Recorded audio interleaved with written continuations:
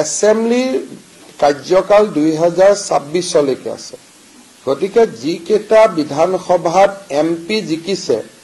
তেওঁলোকৰ মই যিমান দূৰ আইন জানো আপোনালোকে নিৰ্বাচনী আয়োগক ভাল কৰি খুদিব লাগিব কিন্তু যেনেকা বিহালী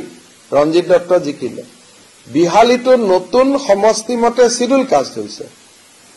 কিন্তু পুৰণা মতে নন শিডিউল কাষ্ট গতিকে পুৰণা মতেহে ইলেকশ্যন হ'ব এইটো লাষ্ট ইলেকশ্যন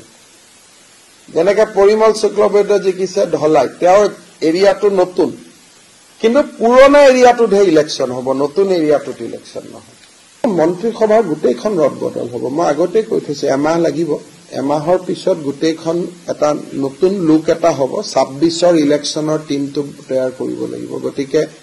মিনিষ্ট্ৰীখন সম্পূৰ্ণভাৱে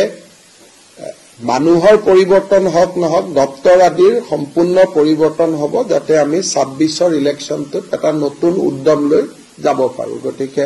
কিন্তু এইবোৰ বিষয় লৈ মই দিল্লীত কথা পাতা নাই পৰিৱেশো নহয় অলপ বানপানীও চলি আছে গতিকে মই 15 আগষ্টৰ আগতে ভাল কৰি ৰদবদল এটা আমি কৰিম আগত দুটা খালি আছিল এতিয়া পৰিমল শুক্লবৈদ্য ৰিজাইন দিলে গতিকে তিনিজন নতুন মুখটো সোমাবই লাগিব দেখা দেখি কৈ তিনটা পোষ্ট ভেকেন্ট নাই জানো গতিকে বৰাক উপত্যকাৰ পৰা নতুন মুখটো আহিবই লাগিব বৰাকত এজনো নাই গতিকে মই ইমানলৈকে চোৱা নাই কিন্তু আপুনি মোক প্ৰশ্ন কৰিছে নতুন মুখ থাকিব নেকি তিনিখন নতুন মুখ অবভিয়াছলি থাকিব